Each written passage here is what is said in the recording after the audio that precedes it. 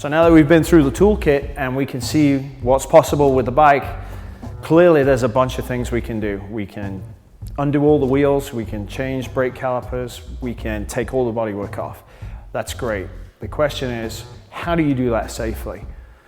We don't have anything to put this motorcycle in the air, for example, to take wheels off.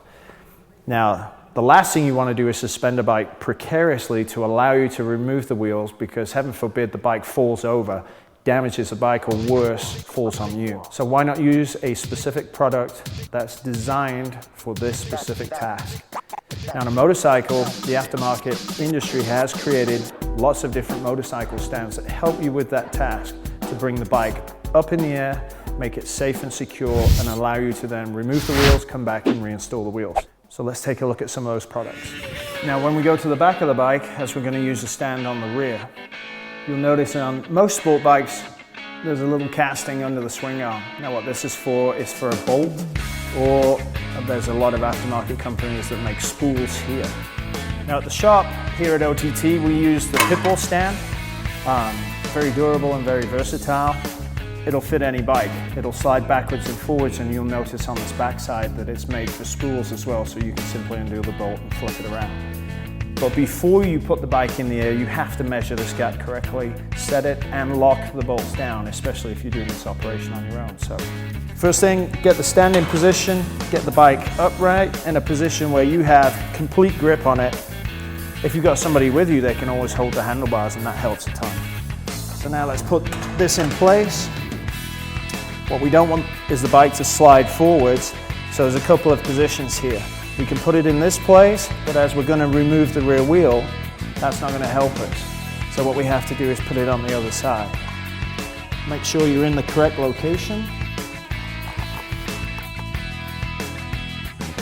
And set the bike in place.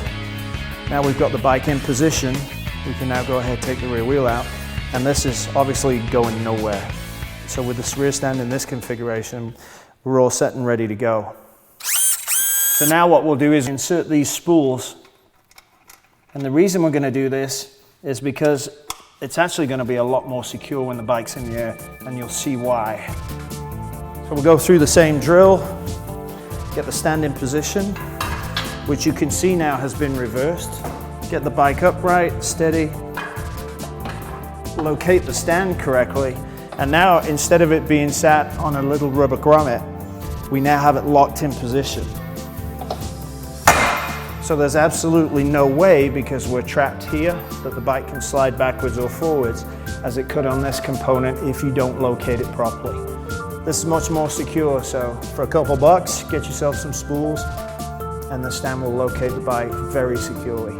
Now, second option we have is to do the same thing but with a different stand, which is Pitbull's forward handle stand. So you would slide this underneath the bike, stand the bike upwards so you have control with your left hand of the motorcycle. Locate and make sure you look on both sides of the bike. What's really important now is that you put the kickstand up. Then, without crushing your fingers, set the bike on the stand. So at all times you have hold of the bike in your left hand, and you've got this stand which will allow you to balance. It takes a little more effort and energy, but again it does the same job. Holds the bike firmly in the air forward.